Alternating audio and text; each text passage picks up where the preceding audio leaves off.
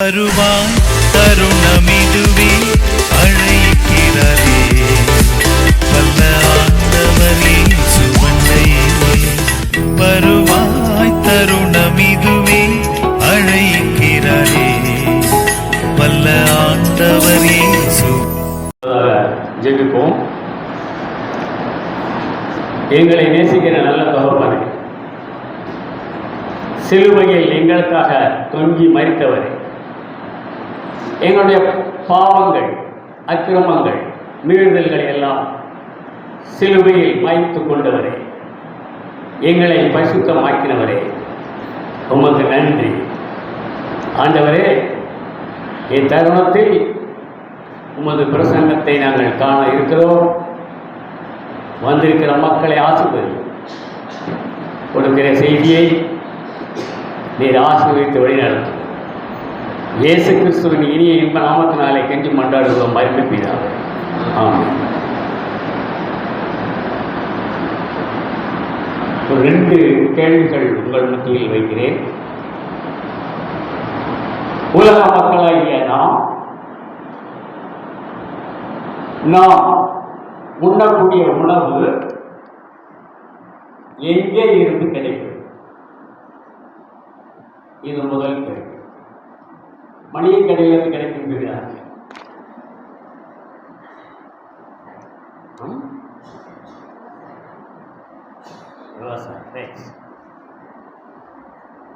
நிலத்திலிருந்து கிடைக்கிறது. அடிப்படை உணவுகள் பூரா நிலத்திலிருந்து கிடைக்கிறது. இன்னொரு கேள்வி,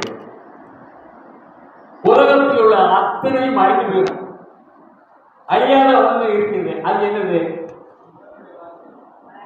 வார்த்தை. அந்த ஜீவனுள்ள வார்த்தை. சரி, உலகம் என்றால் என்ன? உலகம் வானம், சமுத்திரம், பூமி, இதை உள்ளடக்கியது உலகம்.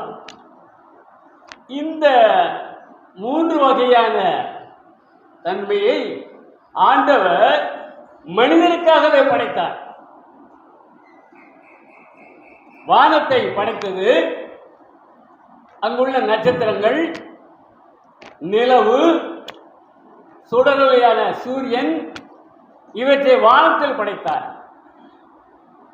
மனிதர்கள் வாழ்வதற்கும் அந்த கால நிகழ்வுகளை அறிவதற்கும் வானத்தை படைத்து அந்த சுடர்களை அங்க படைத்தார். சமுத்திரத்தை ஏன் படைத்தார் என்றால், அங்கே உள்ள மீன் வகைகளான மச்சங்களையும், துள்ளி குதித்து விளையாடுவதற்கு திமிங்கலங்களையும், கடல் மார்க்கமாக கப்பல் மார்க்கமாக தேசம் விட்டு தேசம் செல்வதற்காகவும் கடலை படைத்தார். இந்த பூமியை எதற்காக படைத்தார்? இந்த பூமி மனித இனம் வாழ்வதற்காகவும், இங்கே ஒரு குடியிருந்து நில வளங்களை எல்லாம் அனுபவிப்பதற்காகவும் இந்த நிலத்தை பயன்படுத்தினார் மனிதருக்காக. ஆதியில் மனிதர்கள் செய்த தவறினால் அங்கே ஆண்டவர் ஒரு கட்டளையிடுகிறார். மனிதர்கள் எல்லாம் நீங்கள் நிலத்தில் பாடுபட்டுத்தான் உழைத்து வாழ வேண்டும் என்று சொல்கிறார். அதோடு மட்டுமல்ல, இந்த பூமியில் நீங்கள் விதை விதைத்துத்தான் பயிரிட்டு அதன் மூலம் வருகிற உணவு தானியங்களை நீங்கள் சாப்பிட வேண்டும். அப்ப ஆண்டவர் சொல்கிறார், நிலத்தை பயன்படுத்தியாச்சு. ஆண்டவர் இந்த நிலத்துக்கு ஒரு கட்டளை இடுகிறார். நிலத்தில் புல்களையும், விதை தரும் பூண்டுகளையும், கனி தரும் கனி மரங்களையும், கனி தரும் விருட்சங்களையும் இந்த பூமியில் உண்டாக கடவுது என்று சொன்னார். இந்த பூமிக்கு கட்டளை இடுகிறார். பூமியில விதை விதைத்தால் அது முளைக்கணும், அதன் மூலியமாக மனிதன் சாப்பிடணும், அப்படிங்கிறதுக்காக இந்த பூமியின் நிலத்துக்கு அவர் ஒரு கட்டளை இடுகிறார். அது கட்டளையிட்ட உடனே அது சரின்னு கேட்டுச்சு. வாசிக்கலாம். ஆதியாகமம் 1ஆம் அதிகாரம் 11ஆம் வசனம். பூமியானது புல்லையும் விதையை பிறப்பிக்கும் பூண்டுகளையும் பூமியின் மேல் தங்களின் தங்கள் விதையை உடைய கனிகளை தங்கள்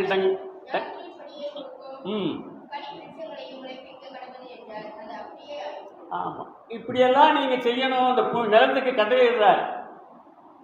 பூண்டுகள், கனிகள், கனித விருட்சங்கள் இவையெல்லாம் இந்த பூமியில் உண்டாகணும்னு சொல்லி பூமிக்கு கட்டளை எழுகிறார். அந்த பூமி சரின்னு கேட்டுருச்சு. ஆனால் பிரதான ஒரு தீர்க்கதரிசி இருக்கிறார். அவர் முன்கூட்டியே சொல்லிட்டார், மனிதன் நிலத்தில் விதைக்கும் விதைக்கு அந்த பூமியிலிருந்து வானத்திலிருந்து மழையை வர்ஷிக்க பண்ணி அந்த நிலத்தின் மூலமாக ஆகாரம் தருவார் என்று ஏசியா தீர்க்கதரிசி சொல்லிவிட்டார். ஏசாயா புஸ்தகம் 30ஆம் அதிகாரம் 23ஆம் வசனம். மழையையும்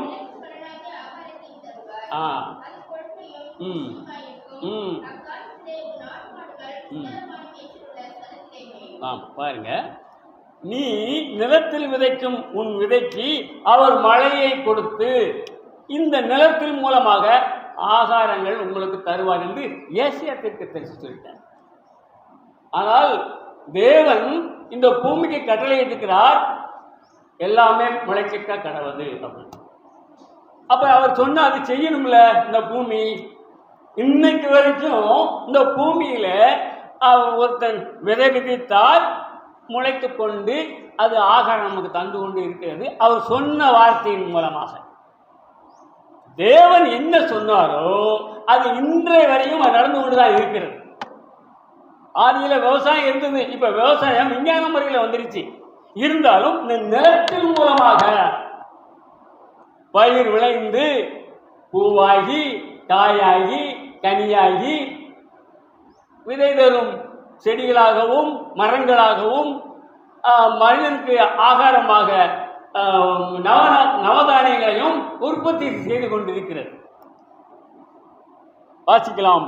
ஆதியாகமம் 1ஆம் அதிகாரம் 29ஆம் வசனம்.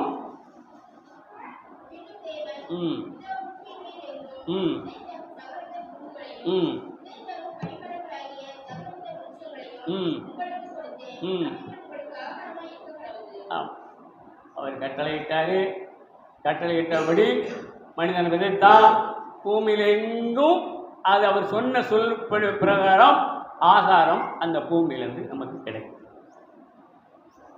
ஆனால் இந்த பூமி உள்ளளவும் இந்த பூமி இருக்கிற வரையிலும் விதைப்பும் அறுப்பும் கோடை காலமும் மாரிக்காலமும் இரவும் பகலும் வரும் என்று கர்த்தர் தன் உள்ளத்தில் சொல்லிக் கொண்டார். இந்த பூமி உள்ள நாளளவும் அப்படின்னா என்ன? இந்த பூமிக்கு ஒரு நாள் அழிவு வரும் என்று அர்த்தம். வாசிக்கலாம். ஆதியாகமம் 8ஆம் அதிகாரம் 22ஆம் வசனம்.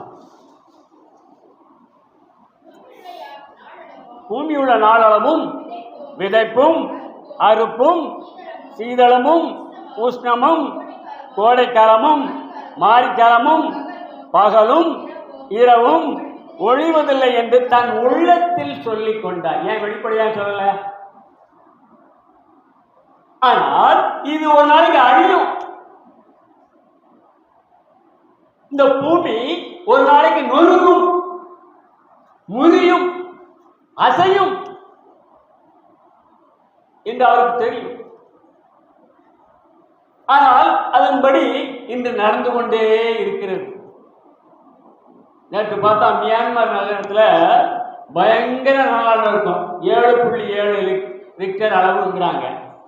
அதை தொலைக்காட்சியில் பார்க்கும்போது பார்த்தா ஒரு பெரிய கட்டடம் ஒரு நொடி பொழுதுல வந்துச்சு. இதுதான் இதுதான் மனுஷன் சொற்பம். மனுஷன் என்னென்னமோ நினைத்து கொண்டிருக்கிறோம். உலகத்தை நம்பி வாழ்ந்து கொண்டிருக்கிறோம். தப்பு. நம்முடைய எண்ணங்கள் சிந்தனைகள் எல்லாம் அந்த ராஜ்யத்தை குறித்தே இருக்க வேண்டும். அவ்வாறு இருந்தால் நமக்கு எல்லாமே கூட கொடுக்கப்படும் என்று வேதம் சொல்கிறது. வாசிக்கலாம். ஏசாயா 24 அதிகாரம் 19 வசனம். ஏசாயா 24:19. தேசம் நொறுங்கவே நொறுங்கும், முறியவே முறியும். பாத்தீங்க எப்படி சொல்லிட்டாங்க? இந்த தேசம் நொறுங்கவே நொறுங்குமா. நேற்று பார்த்தீங்களா? நொறுங்கே போச்சு. இந்த பூமி அசையும் விட்டார். சத்துவங்கள் அசைக்கப்படும் என்று சொல்லிட்டார். வானமும் பூமியும் அழிந்து போனாலும் தேவனுடைய வார்த்தை அழியாது, ஒழியாது என்று வேதம் தான் சொல்கிறது. இதெல்லாம் தீர்க்கதரிசிகள் ரொம்ப அழகா சொல்லிட்டாங்க. இதை நான் நம்புறேன். இன்னொரு தீர்க்கதரிசி சொல்றாரு.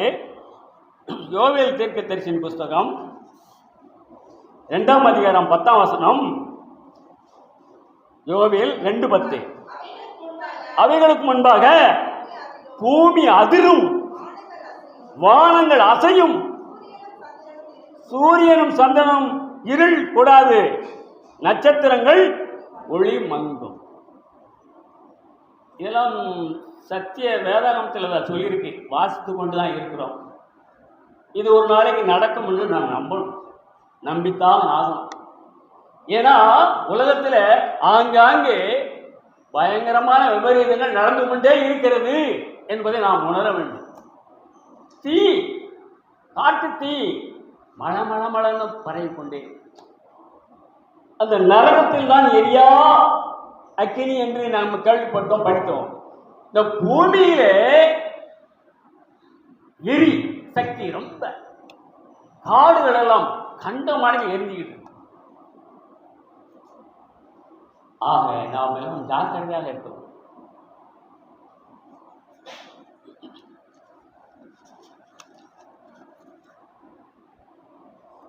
அவர் வருகைக்கு முன்பதாக அவர் வரப்போகிறார். அவர் எப்போது வருவார் என்று யாருக்கும் தெரியாது. ஆனால் அவர் வருகைக்காக நாம் காத்திருக்கணும். அவர் வருகைக்கு முன்பதாக எத்தனையோ சம்பவங்கள் நடந்து கொண்டுதான் இருக்கும்.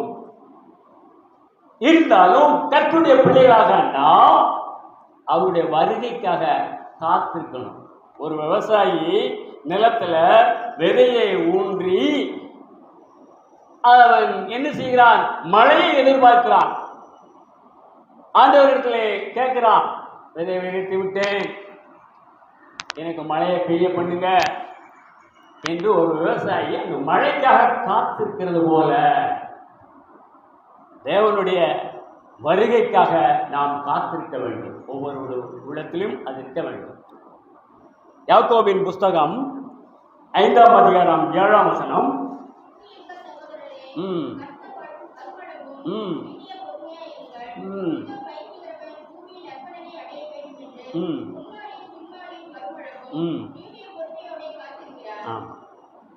பாருங்க, அந்த பூமியில அவன் நற்பலனை அடைவதற்காக மழையை எதிர்பார்த்து காத்திருக்கிறான். அதுபோல அவருடைய வருகைக்கு நாம் எல்லாரும் காத்திருக்கணும்னு சொல்றோம். இன்னொரு ஒரு விதை விதைக்கிறவன் விதை விதைத்து விட்டு இரவில் தூங்கச் செல்கிறான். தூங்கிட்டு காலையில் அவன் எழுந்திருந்து அவன் விதைத்த விதையை பார்க்கிறான், அது முளைத்து இருக்கிறது. இது போலதான் தேவராஜ்யம் என்று கடவுளும் சொல்கிறார். வாசிக்கலாம். மார்க் 4 அதிகாரம் 26, 27, 28, 29.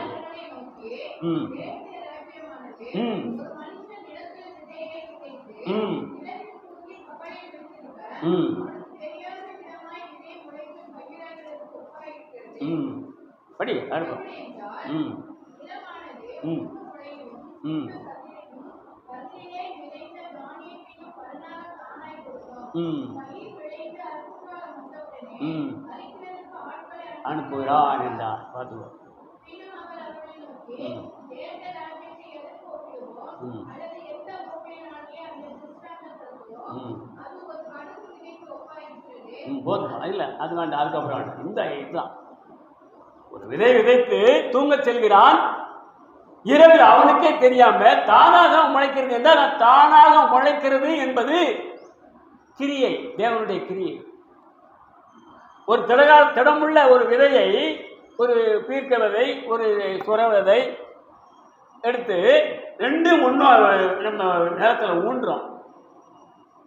அது திடமுள்ள ஒரு விதை. அது எப்படி முளைக்குது?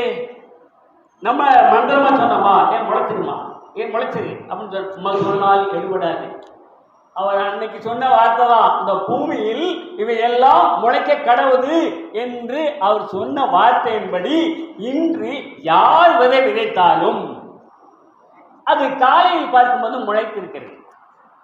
முளைத்தது மட்டுமல்லாமல் அது வளர்ந்து பூவிட்டு காயாகி கனியாகி பழமாகி அது மனுஷனுக்கு ஆகாரமாக கொடுக்கப்படுகிறது.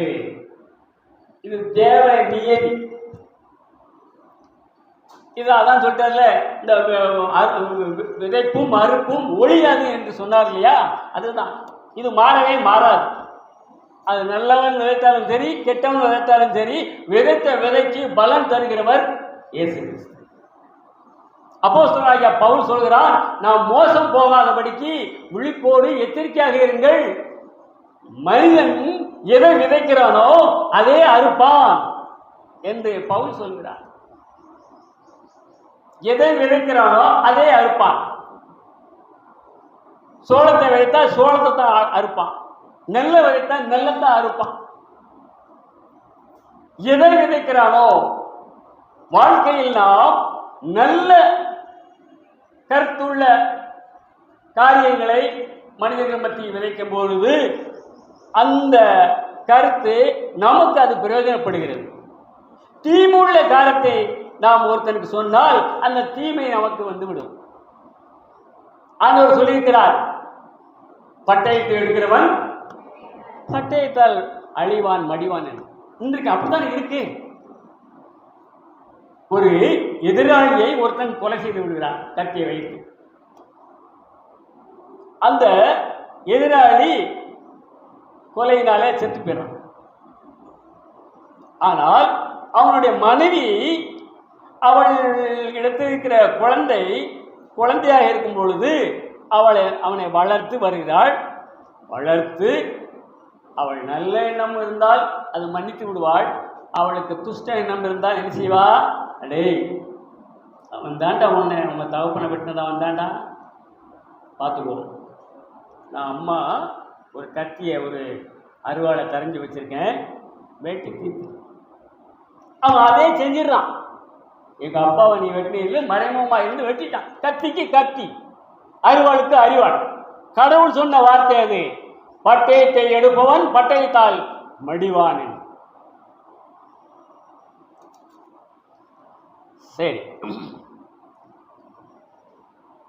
பிரசங்கியின் புஸ்தகம் 11ஆம் அதிகாரம் 4ஆம் வசனம், காற்றை கவனிக்கிறவன் விதைக்க மாட்டான், மேகங்களை நோக்கிறவன் அறுக்க மாட்டான். சரிதானது? காற்று அடிக்கும் போது யாரும் விதை விதைக்க போவானா? அதே மாதிரி விளைந்த விளைச்சலை மழை மேகங்களில் சூழ்ந்திருக்கும் பொழுது அந்த விளைந்த விளைச்சலை அறுக்க போவானா? மாட்டான். சங்கீதக்காரன் சொல்கிறான், 126ஆம் சங்கீதம் 5ஆம் வசனம், 126, கண்ணீரோடு விதைக்கிறவன் கம்பீரத்தோட அறுப்பான். தன்னுடைய நிலத்துல விதைக்கிறான். நான் சின்ன பிள்ளையில இருக்கும்போது கிராமத்தில் தான் பிறந்து வளர்ந்தேன். எங்க இந்த ஊரை சுற்றிலும் விவசாய நிலம்தான். அப்ப மாடுகள் கலப்பை வண்டி மாடை கொண்டு போய் நிலத்தை உழுது முடித்த உடனே வண்டி மாடையும் ஒரு ஓரமாக நிப்பாட்டிட்டு அந்த விவசாயி தன் இடுப்பில் ஒரு குத்துப்பட்டி, அது விதை, தார்பாய்ச்சி கட்டியிருப்பான், தலைப்பா கட்டியிருப்பார். நான் சிறு பிள்ளையாக இருக்கும்போது நான் பார்ப்பேன், என்னடா மேற்கையும் கிழக்கையும் கையை வீசி வீசி போகிறாங்க. அந்த விதைப்பனை நீங்களும் பார்த்துக்க மாட்டீங்க, நான் நல்லா பார்த்துருக்கேன். குத்துப்பட்டி இப்படி இருக்கும், அவன் ஸ்டெப் போட்டு வருவான்.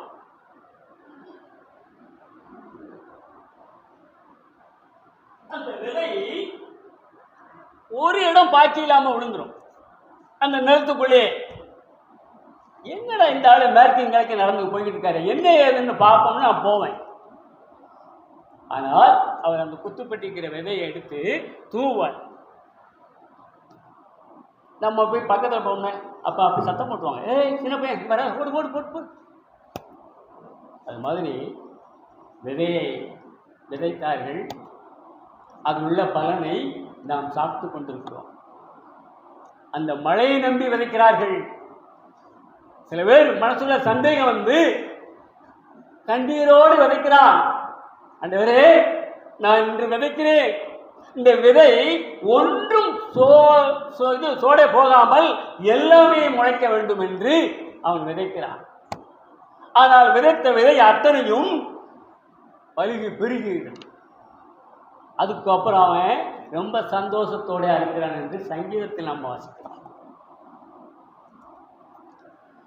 சரி, இவ்வளவு ஆலோசனைகளை எல்லாம் நமக்கு சொல்லிவிட்டார் மனிதர்களுக்கு. ஏய், நீ இப்படி இப்படி விதைக்கணும், இப்படி இப்படி இந்த நேரத்தில் சாப்பிடணும் அப்படின்னு ஒவ்வொருத்தருக்கும் அறிவுரை கொடுத்து கொண்டு தன் ஜனங்களை மேன்மைப்படுத்துகிறார். நம்மளை சுற்றி இருக்கிற பறவைகள், ஆடு மாடுகள், மிருகங்கள், விலங்குகள், இதுகளுக்கெல்லாம் யார் சொல்லிக் கொடுத்தது? விதைக்கவும் விதைக்க தெரியாது, அறுக்கவும் தெரியாது, களஞ்சியத்தில் சேர்க்கவும் வைக்க தெரியாது என்று அந்த பரமபிதா அவர்களுக்கும் போசாக்கு கொடுக்கின்றார். அது விதைக்காது, அது அறுக்காது, களஞ்சியத்தில் சேர்க்காது, அது வாய் பேசாத ஐந்தறிவு உள்ள மிருகங்கள். அவைகளும் இன்றைக்கு நன்றாகத்தான் இருக்கிறது. எங்கேயாவது பறவைகள் பசியோடு செத்து மடிந்தன என்று கேள்விப்படுகிறோமா? அல்லது காட்டு மிருகங்கள், குதிரைகள், கோவேறு கழுதைகள், சிங்கங்கள், புலிகள், கரடிகள், இவைகள்லாம் நம்ம யூடியூப்ல பார்த்துக்கோம், கொழுமையாக தான் இருக்கு. பசியோடு எலும்பும் தோலுமாக செத்து கிடந்தன என்று பார்க்கிறோமா? அது தேவனிட்ட கட்டளை. இந்த மனிதனுக்கு தான் இவ்வளவு படிப்படிகள்.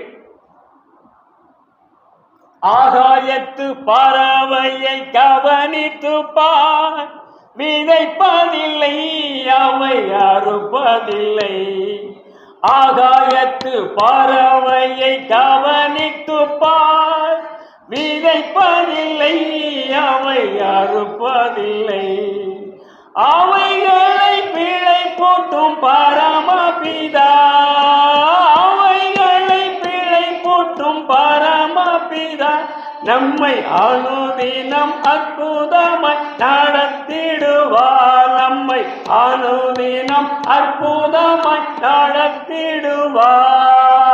எனக்காக யாவற்றையும் செய்பவரே, எனக்கு பயமில்லை உலகினிலே. எனக்காக யாவற்றையும் செய்வதினா,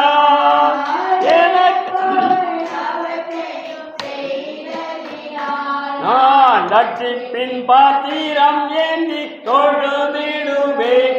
நான் ரட்சிப்பின் பாத்திரம் ஏந்தி தொழுதிடுவேன். சரி, இப்ப இந்த விதை விதைப்பதில் 3 விதமான கருத்துக்களை இன்று நாம் தியானிக்க இருக்கிறோம். முதலாவதாக, நீதியை விதைக்கிறவர்கள், தீமையான அநீதியை விதைக்கிறவர்கள் என்ற தலைப்பில் பார்க்கலாம். நீதிமொழிகள் புஸ்தகம் 11ஆம் அதிகாரம் 18-19. நீதிமொழிகள் 11:18-19. துன்மார்க்கன் விருதாவலியை செய்கிறான், நீதியை விதைக்கிறவனோ மெய்ப்பலனை பெறுவான்.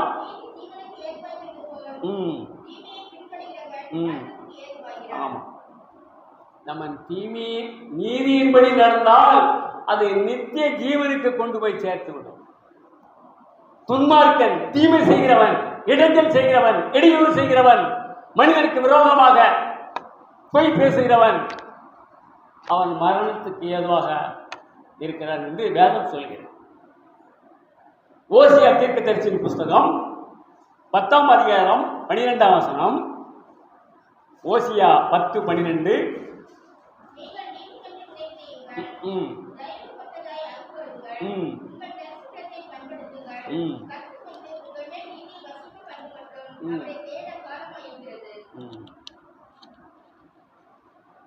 யாக்கோபின் புஸ்தகம் 3ஆம் அதிகாரம் 18ஆம் வசனம். யாக்கோபு 3:18. நீதியாகிய கனியானது சமாதானத்தை நடப்பிக்கிறவர்களுக்கு ஆகிய சமாதானத்தை விதைக்கப்படுகிறது. படிங்க.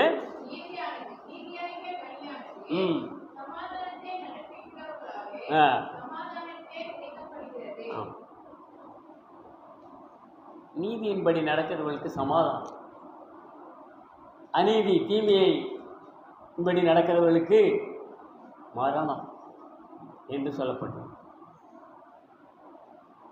யோபுவின் புஸ்தகம் 4ஆம் அதிகாரம் 8ஆம் வசனத்தில் யோபு 4:8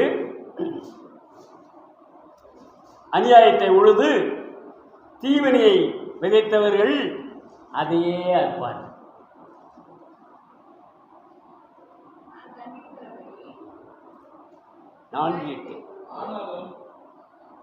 யோபு 4:8.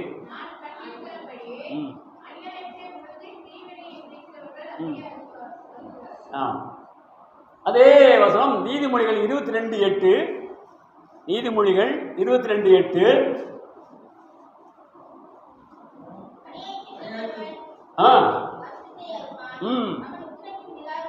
ஆமா, அநியாயத்தை விதிக்கிறவன் வருத்தத்தை அறுக்கிறான். இதெல்லாம் உயர்ரகமான கருத்துக்கள். நீதி அநீதி, நீதியை விதைக்கும் பொழுது நித்திய ஜீவன் நம்ம கிடைக்கிறது. தீமையை அநீதியை விதைக்கிறவனுக்கோ மரணம் என்று சொல்லப்பட்டது. நீதியின் கரத்தினால் தாங்கி நடத்துவார், நீதியின் கரத்தினால் தாங்கி நடத்துவார். கர்த்தரே என்பவன் எதற்குமே அஞ்சிடே, கர்த்தரே என்பவன் எதற்குமே அஞ்சிடே.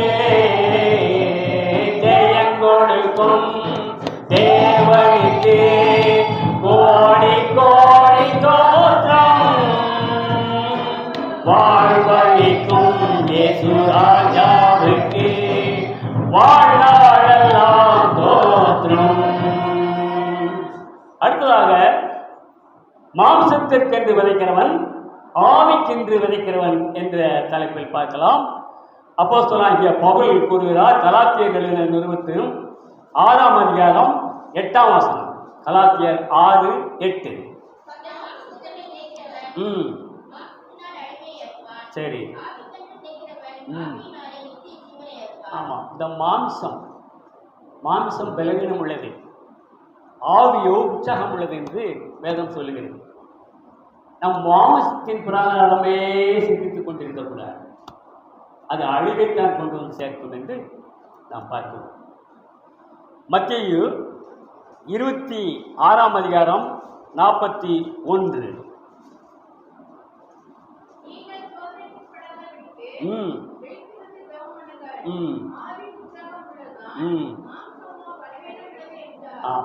ஆகையினால நாம் சோதனைக்குட்படாதபடி விழித்திருந்து ஜெபம் பண்ண வேண்டும் என்று வேதம் சொல்லுகிறது. யோவான் 3ஆம் அதிகாரம் 6ஆம் வசனம்.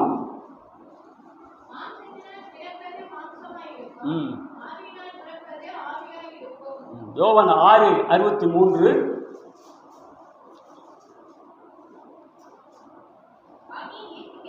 ம் ம் ம் ஆமாம், கடவுள் சொல்றார் பார்த்தீங்களா, நான் உங்களுக்கு கொடுக்கக்கூடிய வசனம் அது ஆவியாகவும் ஜீவனமாக இருக்கிறது, உயிருள்ள வார்த்தை என்று கடவுள் சொல்லுகிறார். அப்போஸ்தலனாகிய பவுல் ரோமருக்கு எழுதின நிறுவத்தை எடுத்துக்கோங்க. அங்கே ரொம்ப தெளிவா இந்த மாம்சத்தை பற்றியும் ஆவியை பற்றியும் தெளிவாக சொல்லியிருக்கிறார். அதை கொஞ்சம் பொறுமையாக படிக்கலாம். ரோமர் 8ஆம் அதிகாரம் 1ஆம் வசனம். ம் ம் ம் ஆமாம். அதே மாதிரி ரோமர் 8:4.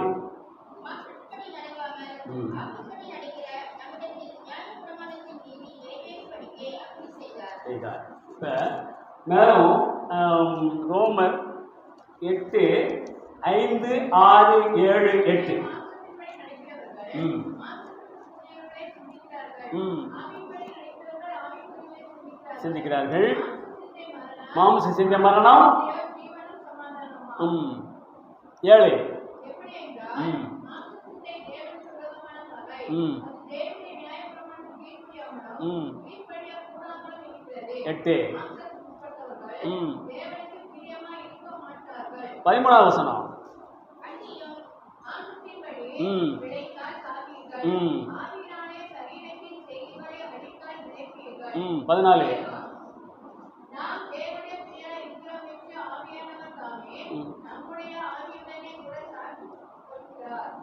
14பா.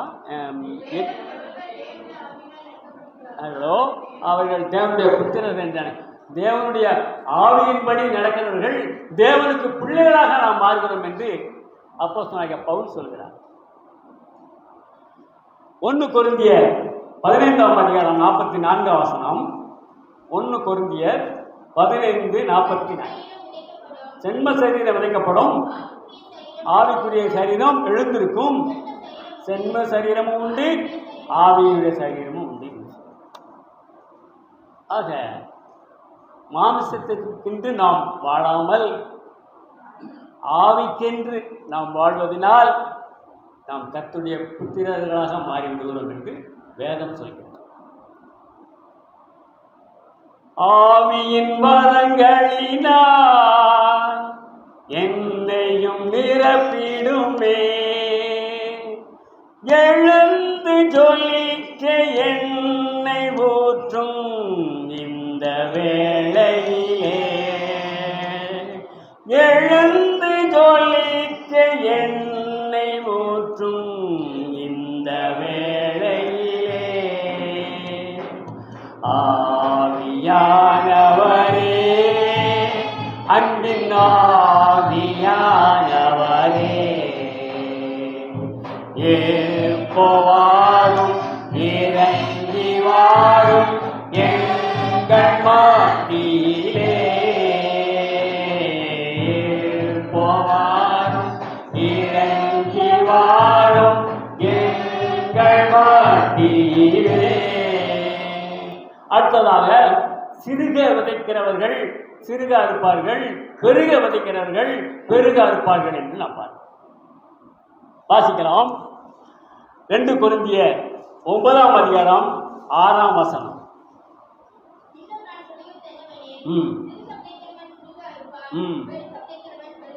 ஆமா, 2 கொரிந்தியர் 9:10.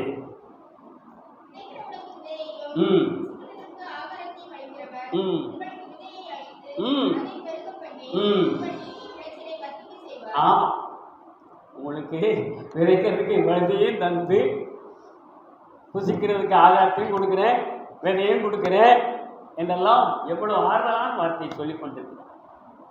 அப்பேற்பட்ட தேவனை நாம் மகிமையோடு துதிக்க வேண்டும். காலம் செல்லாது. ஆலயத்துக்கு தனக்கென்று வர வேண்டும், தன் ஆத்மா திருப்திக்கு வர வேண்டும், இயேசுவை தொழுது கொள்ள வர வேண்டும். இந்த அவர்களுக்காக இந்த இவர்களுக்காக நினைக்க கூடாது. மனுஷனை பார்க்காதே, மனுஷன் அற்பன், மாறுகிறான், மாறி விடுவான். இன்னைக்கு ஒண்ணு பேசுவான், பிறகு ஒண்ணு பேசிடுவான். கர்த்தரை நம்புங்க. அவர் நம் பட்சத்தில் இருக்கும் பொழுது யாரும் எந்த ஒரு சாத்தானும் கிட்ட வர முடியாது. மனிதர் முகம் பார்க்க கூடாது. தேவனுடைய முகத்தை பாருங்கள். அது பிரகாசம் உள்ள முகம். அந்த பிரகாசத்தின் ஒளியினால் நாம் பிரகாசம் அடைகின்றோம். நம்ம இடத்துல உள்ள தீமைகள் எல்லாம் அகன்று போய்விடும். துர்க்குணங்கள் ஓடி போய்விடும். இங்கே ஒரு மனிதன் ஆண்டவரையாக இயேசு கிறிஸ்து உண்மையாக சொல்கிறார். ஒருத்தன் விதை விதைக்க சென்றான். அவன் விதைக்கும் பொழுது சில விதை வழி அருகே விழுந்தது. அது கால் மிதிப்பட்டு பறவைகள் எல்லாம் தின்று போய்விட்டது. இன்னும் சில விதைகள் மண் சத்தில்லாத பாறைகளில் விழுந்தது. அது வேர் ஊன்ற முடியாமல் மடிந்து போய்விட்டது. இன்னும் சில விதை முள்ளுள்ள இடங்களில் விழுகிறது. அது வளர முடியாமல் நெருக்கமாக நின்று விடுகிறது. இன்னும் சில விதை நல்ல நிலத்தில் விழுகிறது. நல்ல நிலத்தில் விழுந்த விதை அது 30, 60, 100 என பலன் தருகிறது. இத ஜனங்கள் மத்தியிலும் சீசர்கள் மத்தியிலும் ஆண்டவராக இயேசு கிறிஸ்து இதை சொல்லுகிறார். இந்த சீசர்களுக்கெல்லாம் இது புரியல. ஜனங்கள் பரிசேயர், வேதத்தின் மூப்பர்கள் எல்லாரும் இருக்கிறாங்க. அவங்க மத்தியில் இந்த உவமைகளா சொல்லும் பொழுது அவங்க கேட்கிற மாதிரியும் கேட்கிறாங்க, காதுள்ளவர்களாக இருக்காங்க, கேட்காதவங்க அவங்களுடைய எண்ணங்கள்லாம் சிதறடித்து போயிருக்கின்றன. அதனால இந்த சீசர்களுக்கு ஒரு சந்தேகம். பக்கத்தில் வர்றாங்க ஆண்டவர்கிட்ட. என்ன ஆண்டவர், வழி அருகே கற்பாறை அருகே முள்ளுள்ள இடம், நல்ல இடம்னு சொன்னீங்களே, எங்களுக்கு ஒன்றும் புரியலையே. அப்ப அவங்களுக்கு அந்த ஒவ்வொரு வார்த்தையும் சொல்லி சொல்லி அதுக்கு விளக்கமும் கொடுக்கிறார். லூக்கா 8ஆம் அதிகாரம் 5ஆம் வசனத்தில், லூக்கா 8:5, புறப்பட்டான்.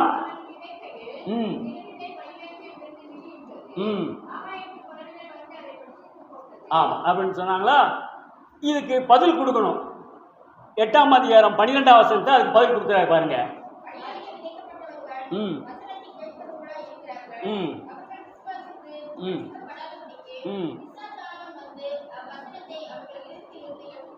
இப்ப இந்த விதைக்கும் ஆண்டவருடைய வசனத்துக்கும் ஒப்பிட்டு இந்த காரியத்தை அவர் சொல்கிறார். அடுத்து லூக்கா 8ஆம் அதிகாரம் 6ஆம் வசனம், கற்பாறை மேல் விழுந்தது, விழுந்து போயிட்டு. இதற்கு பதில் சொல்லணும். 8ஆம் அதிகாரம் 13ஆம் வசனம்.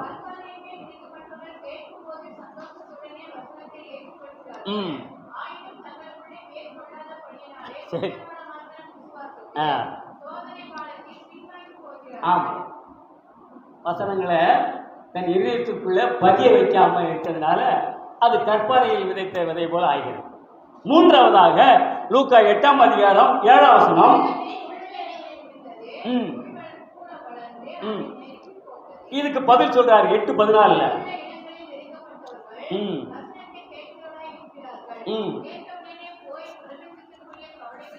சரி,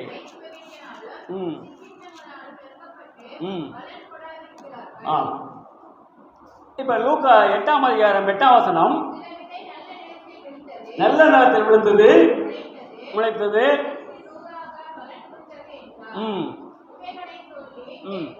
காதுள்ளவன் கேட்க கடவுள் என்று சத்தமிட்டு கூறினார். இதுக்கு பதில் 8:15.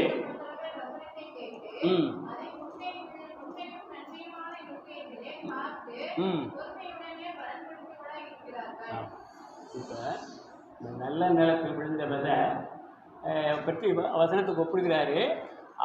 அவர் என்ன சொல்றாருன்னா, அது முளைத்து வரும் வரையிலும் பொறுமையோடு இருக்கிறது போல ஆண்டவருடைய வசனம் நம்முடைய உள்ளத்தில், இருதயத்தில் விதைக்கும் பொழுது அது பொறுமையோடு அது கனியை கொடுக்கிற விருட்சங்களாக வருகின்றன. அது பரலோகத்தின் கனியாக மாறுகின்றன. தேவலோகத்தில் நாம் பிரவேசிக்கிற கனிகளாக போய் நிற்கின்றோம். அதுதான் நல்ல நிலத்தில் விழுந்த விதைகள். நாம் எல்லாரும் நல்ல நிலத்தில் விழுந்த விதைகள் என்று ஆர்ப்பரிப்போம். தேவனுடைய பிள்ளைகள், தேவனுடைய புத்திரர்கள் நாம் எல்லாம். எதற்கும் அஞ்ச தேவையில்லை. இந்த நல்ல நிலத்தில் விதைத்த விதையை நாம் இன்று வாசித்த வேதபாடத்தில் காணலாம். ஆதியாகமம் 26ஆம் அதிகாரம் 12ஆம் வசனம்.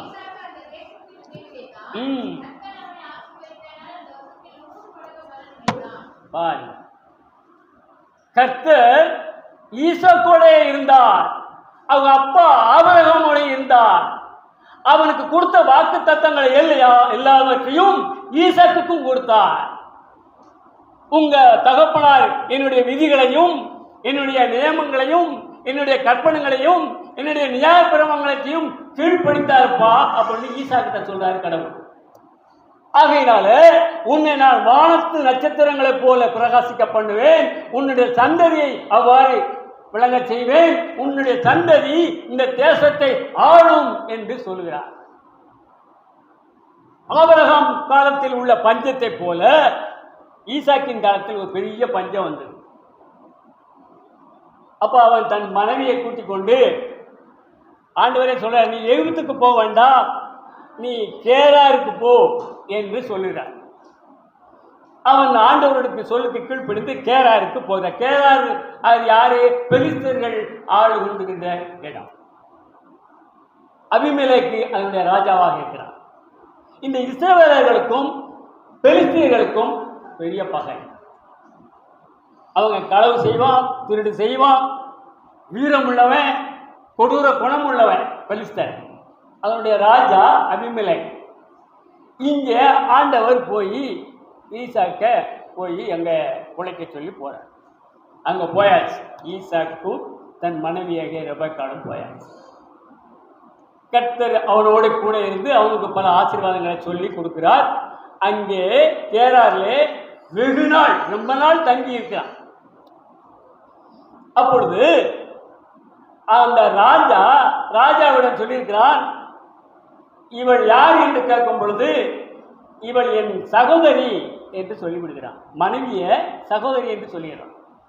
எதற்காக என்று கேட்டால், இவள் நிமித்தம் என்னை கொன்று போடுவார்கள் என்று சொல்லி அவளை சகோதரி என்று சொல்லி. ஆனால் அந்த ரெபெக்காள் அழகுள்ள மங்கை, பியூட்டிஃபுல் கேர்ள். அதை வர்ணிக்க அந்த சொல்லிருக்காங்க.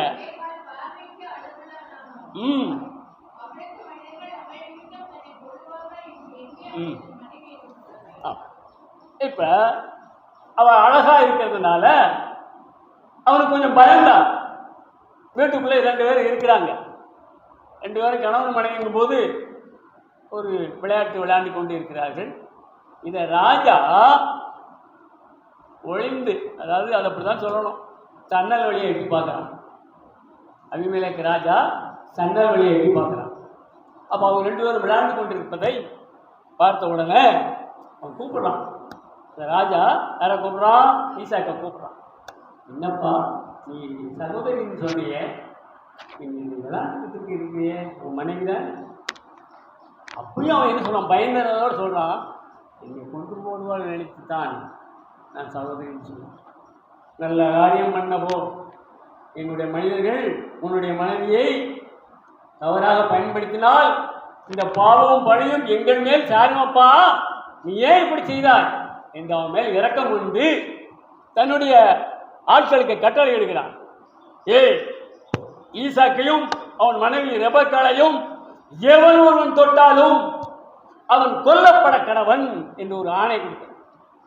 அதற்கு பிறகுதான் ஈசாக்கிற்கு ஒரு நிம்மதியான நிலைமை வந்தது. அப்பொழுதுதான் அந்த இடத்துல அவன் விதைத்தான். அந்த விதையானது 100 மடங்கு அவன் ஆசீர்வதிக்கப்பட்டு பெரும் விளைச்சலை கொடுத்தது. அதுக்கு பிறகு அவன் எவ்வளவு தூரத்துக்கு முன்னேறி இருக்கிறான் வசத்தை பாருங்க. அவன் ஐஸ்வரனாகி மகா பெரியவனானவன். ஆட்டு மந்தையும் மாட்டு மந்தையும் அநேக பணிவிடைக்காரர்களும் இருந்தபடியினாலே பெலிஸ்தர் அவர் மேல் பொறாமை கொள்ளுகிற அளவுக்கு விருகினான். ஆடுகள் மாடுகள் வேலைக்காரர்கள் எல்லாம் பெருகி விட்டன. ஆண்டவர் அபரிவிதமாக ஆசீர்வதிக்கிறார். அவன் போன இடம் அவன் மேல பொறாமை கொண்டு அவன் நெருக்கடி பண்ணி, நீ இந்த இடத்துல இருக்காத, எங்களுக்கு தொல்லையா இருக்கு, நீ வேற இடத்துக்கு போ அப்படின்னு சொல்றாங்க. அவன் வேற இடத்துக்கு போய் அங்க அவ தகப்பனார் வெட்டி வைத்த அந்த நீர் துறவுகளை எல்லாம் தோண்டுகிறான். நீரூற்றுகள் பொங்கி வருகின்றன. அவனுடைய அந்த நீரூற்றை வைத்து அவன் விளைச்சலை பெருக பெருக வைத்தான். நீரூற்றுகள் அப்படி வந்ததான். வர வர விருத்தியாகினான்.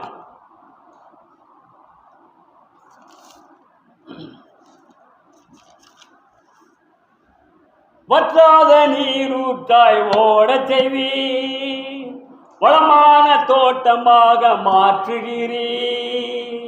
வற்றாத நீரூற்றாய் ஓட செய்வி, வளமான தோட்டமாக மாற்றுகிறீ.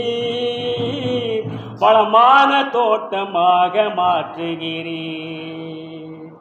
எனக்கு ஆயுத்தம் செய்து ரட்சித்து வழி நடத்தி என்னோடு இருப்பவரை தோத்திரம். என்னோடு இருப்பவரே தோத்திரம். என்னை காக்கவும் பரலோகம் சேர்க்கவும், என்னை காக்கவும் பரலோகம் சேர்க்கவும், எனக்குள் இருப்பவரே தோத்திரம். எனக்குள் இருப்பவரே தோத்திரம். ஆகவே நாம் நீதிக்கென்று விதைக்கிறவர்களாக இருக்க வேண்டும். நாம் ஆவிக்கென்று விதைக்கிறவர்களாக இருக்க வேண்டும். நாம் நல்ல நிலத்தில் விழுந்த விதைகளைப் போல 100 மடங்கு ஆசீர்வாதத்தோடு இருக்க வேண்டும். நாம் எல்லோரும் அந்த நல்ல நிலத்தில் விழுந்த விதைகள் போல ஆவியின் கனிகளை உடையவர்களாக, அந்த தேவனுடைய ராஜ்யத்தில் ஆவியின் கனிகளை பெற்றவர்களாக இயேசுக்கு அந்த தேவனிடத்தில் போய் நாம் கனிகளாக அவரிடத்தில் நற்சாட்சி உடையவர்களாக நாம் மாற வேண்டும் என்று இந்த வேளையில் நாம் அர்ப்பணித்துக் கொள்வோமாக. தேவன் தாமே இந்த செய்தியை ஆசீர்வதிப்பார்.